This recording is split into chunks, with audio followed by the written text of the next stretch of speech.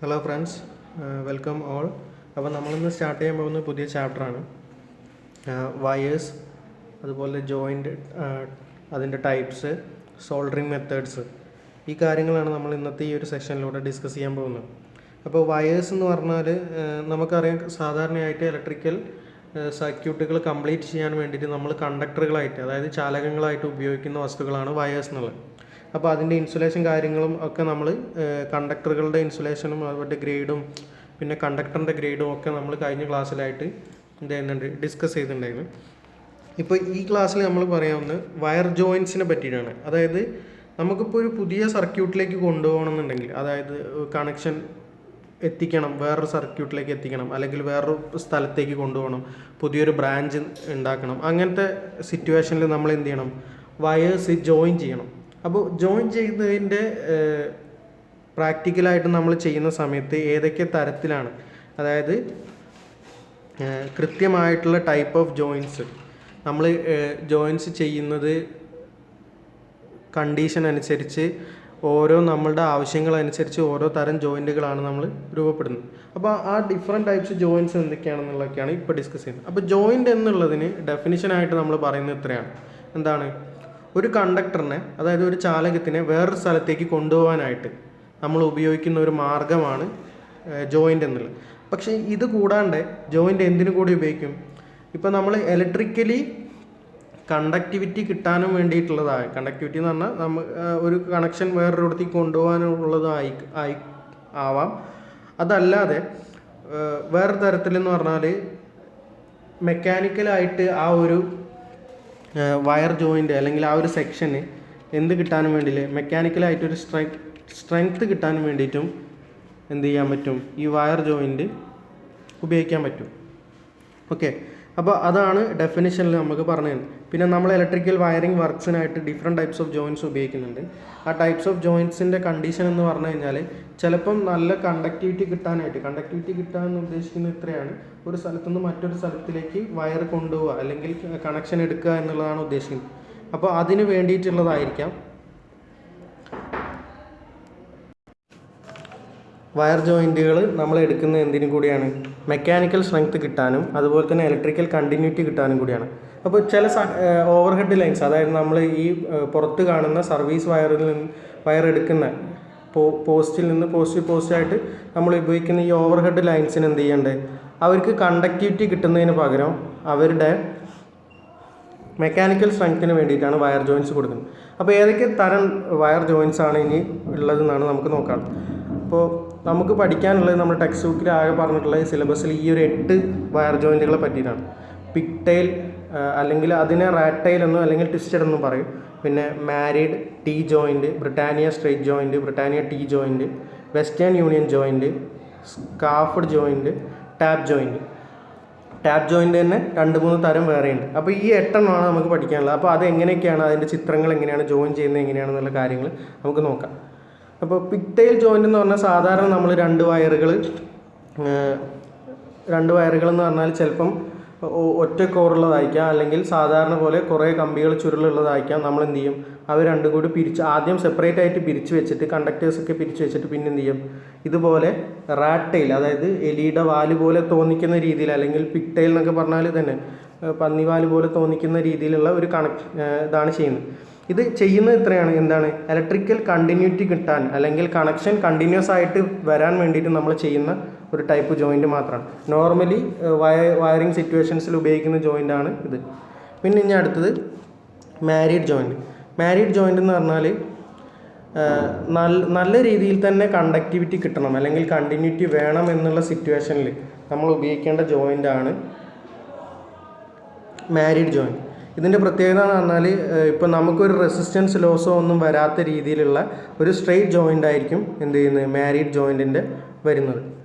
അടുത്തത് T joint എന്ന് പറഞ്ഞാൽ നമ്മൾ ഒരു ജംഗ്ഷൻ ആയിട്ടാണ് കൂട്ടുന്നത്. അതായത് 1-2 അധികം കണക്ഷനുകൾ, ഒരു വയറിൽ നിന്ന് നമുക്ക് വേറൊരു കണക്ഷൻ എടുക്കണം എന്നുണ്ടെങ്കിൽ ആ വയർ കംപ്ലീറ്റ് ആയിട്ട് ഒഴിവാക്കാണ്ട് എന്ത് ചെയ്യാണ്, പുതിയൊരു അവിടെ ഒരു ജംഗ്ഷൻ രൂപപ്പെടുന്ന രീതിയിൽ സ്ട്രെയിറ്റ് ആയിട്ട് വരുന്ന ആ ഒരു കണ്ടക്ടറിനെ അതിൻ്റെ ആ ഇൻസുലേഷൻ കളഞ്ഞിട്ട് മാത്രം എന്ത് ചെയ്യാണ്, ഈ ഒരു ടി ഷേപ്പിൽ ജോയിൻ ചെയ്യാം.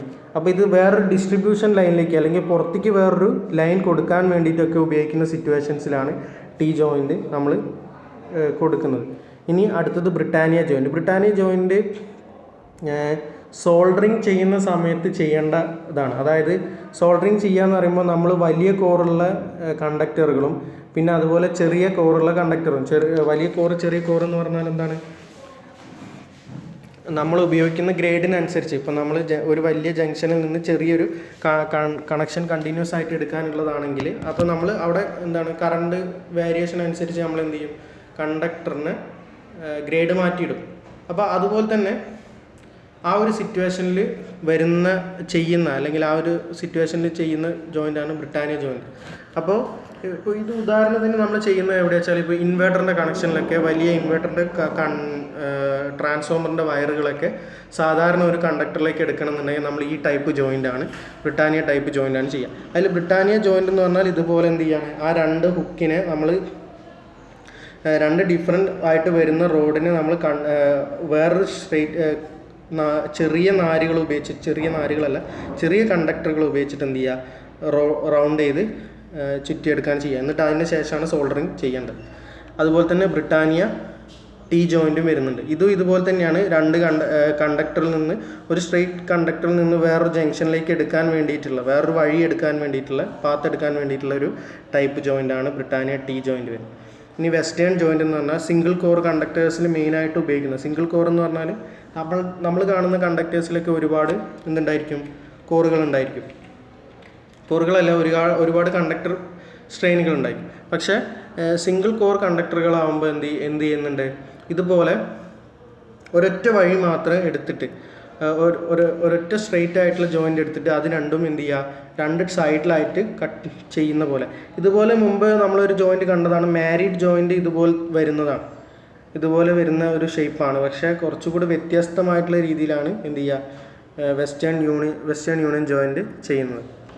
പിന്നെ അതിൻ്റെ കൂടെ പറയുന്ന അവസാനത്തെയാണ് ടാപ്പ് ജോയിൻറ്റ്സ്. ടാപ്പ് ജോയിൻറ്റ്സ് എന്ന് പറഞ്ഞാൽ സാധാരണ ഉപയോഗിക്കുന്നത് എന്തിനാണ്, ഒരു വയറിൻ്റെ എൻഡിൽ നിന്ന് വേറൊരു വയറിലേക്ക് എടുക്കാൻ വേണ്ടിയിട്ട് അല്ലെങ്കിൽ ഒരു പുതിയ വയർ എടുക്കാൻ വേണ്ടിയിട്ടുള്ള ഒരു ടൈപ്പ് ജോയിൻ്റാണ്. അപ്പോൾ അത് നമുക്ക് ഡിഫറെൻ്റ് ആയിട്ടുണ്ട്. പ്ലെയിൻ ഉണ്ട്, aerial, knotted, cross, double, duplex അങ്ങനെ പറഞ്ഞിട്ട് 4 തരത്തിലാണ് ടാപ്പ് ജോയിൻറ്റ്സിനെ ക്ലാസിഫൈ ചെയ്തിട്ടുള്ളത്.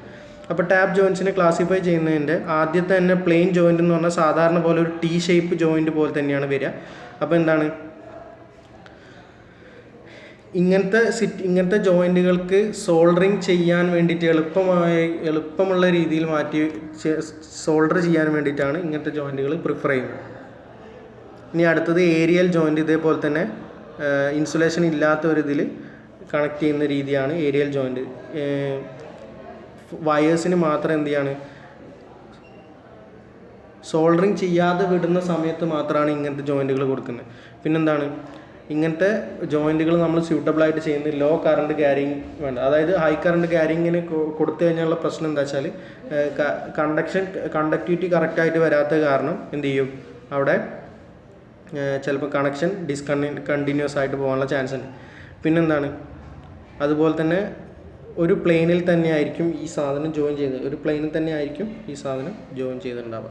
പിന്നെ അടുത്തത് വരുന്നത് നോട്ടഡ് ടാപ്പ് ജോയിൻ്റ് ആണ്. നോട്ടഡ് ടാപ്പ് ജോയിൻ്റ് എന്ന് പറഞ്ഞാൽ ഇവിടെ ഒരു കെട്ടിടുന്ന പോലെയാണ് എന്ത് ചെയ്യുന്നത്, ടാപ്പ് ചെയ്യുന്നത്. അപ്പോൾ ഒരു കണ്ടക്ടറിൽ നിന്ന് പുറത്തേക്ക് വേറൊരു കണ്ടക്ടർ എടുക്കാൻ വേണ്ടി വേറൊരു എക്സ്റ്റൻഷൻ എടുക്കാൻ വേണ്ടിയിട്ട് ചെയ്യുന്ന അങ്ങനത്തെ ടൈപ്പ് ജോയിൻറ്റിനെയാണ് നോട്ടഡ് ടാപ്പ് ജോയിൻ്റ് എന്ന് പറയുന്നത്. ഓക്കെ.